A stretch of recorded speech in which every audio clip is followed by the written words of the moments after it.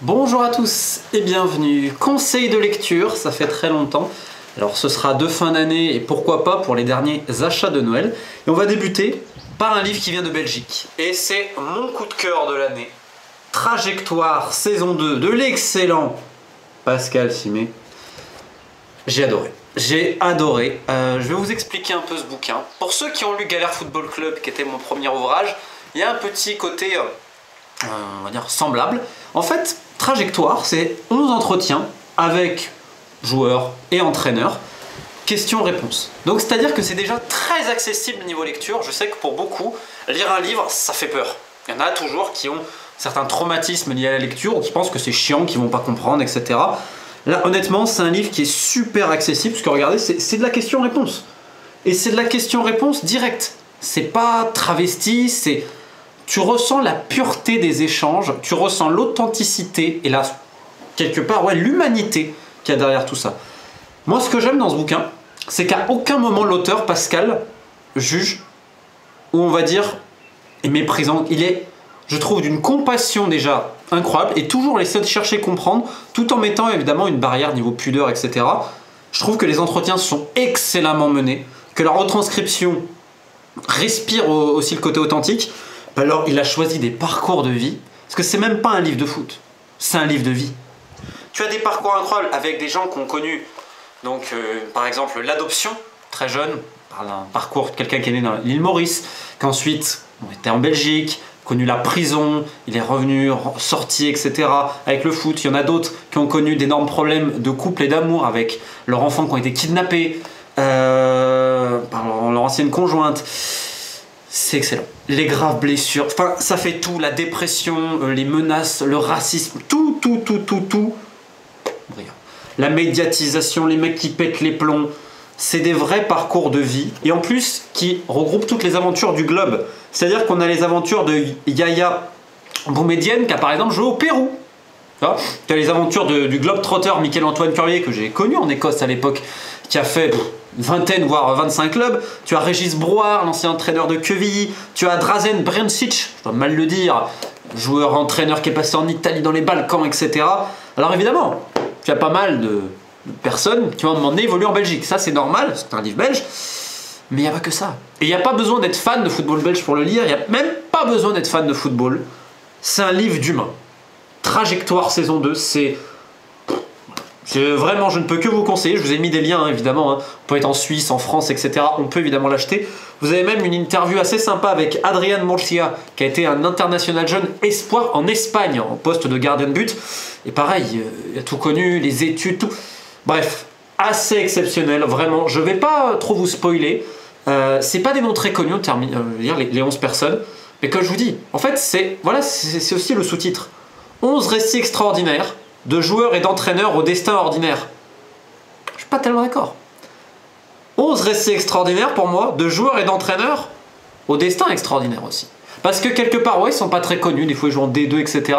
Mais ce qu'ils ont vécu, pour moi, ça devrait être une lecture obligatoire dans tous les centres de formation pour montrer la beauté du football, les méfaits du football, l'exigence que ça nécessite, ce sport, tous les pièges qu'il peut avoir, et ces gens dont on parle jamais. Vraiment, Pascal, un énorme bravo à toi. En plus, c'est ma petite fierté, mais en plus, il est dédicacé par tes mains, donc un grand merci. Vraiment, le livre de l'année à mes yeux, c'est celui-là. Le deuxième maintenant, plus spécialiste par contre. L'argent du football, coécrit par Luc Arondel et Richard Duhautois. Alors j'en ai déjà parlé un peu sur la chaîne.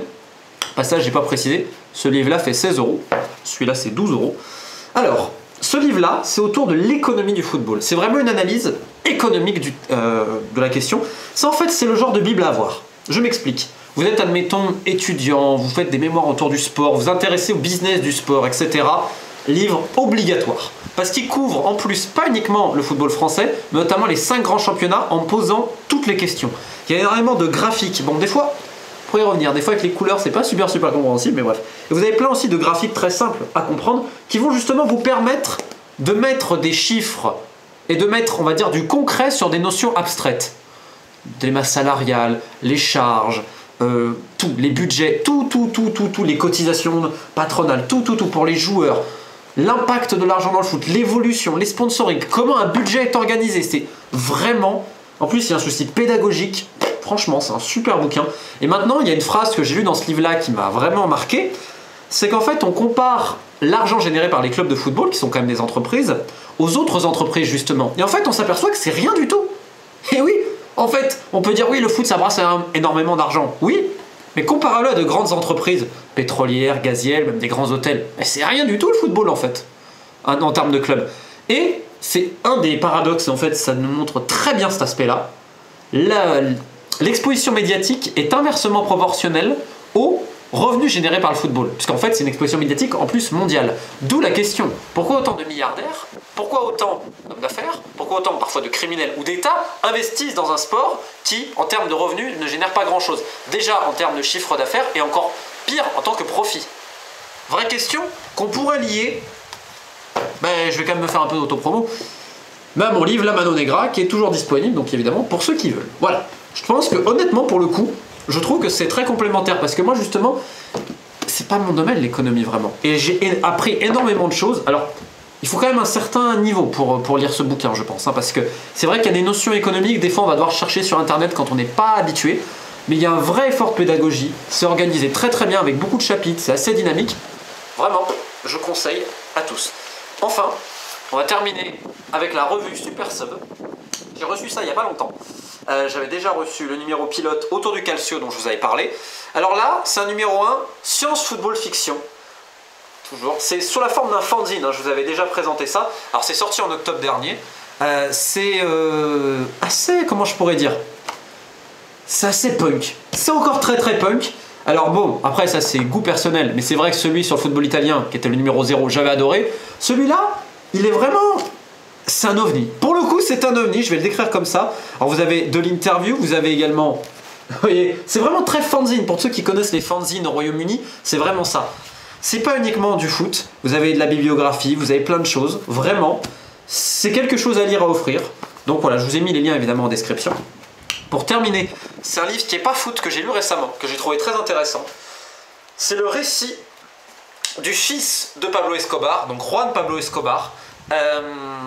Donc c'est sorti aux éditions Hugo Doc, ça a été traduit il n'y a pas longtemps, c'est très très long, honnêtement on s'y prend. C'est un vrai récit, c'est une vraie histoire, j'ai beaucoup de compassion pour son fils, qui en plus aujourd'hui a fait la paix, donc avec tous ces cartels, etc. Et je trouve qu'il est vraiment touchant comme c'est écrit, en montrant bien justement que c'est au-delà du narcotrafic, que c'était vraiment une véritable guerre, c'était des assassinats, les bombes et tout.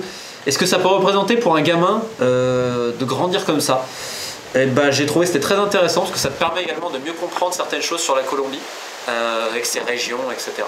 Donc pareil, pour ceux qui s'intéressent un peu à cette vie-là, je conseille vraiment parce que tu t'aperçois que c'est une vie incroyable qu'ils ont menée, très bien, mais que oui, en plus ça parle beaucoup de son père, vraiment de son papa, qui était un père très aimant, etc. Mais en aucun cas il l'épargne, et donc j'ai trouvé que c'était un travail...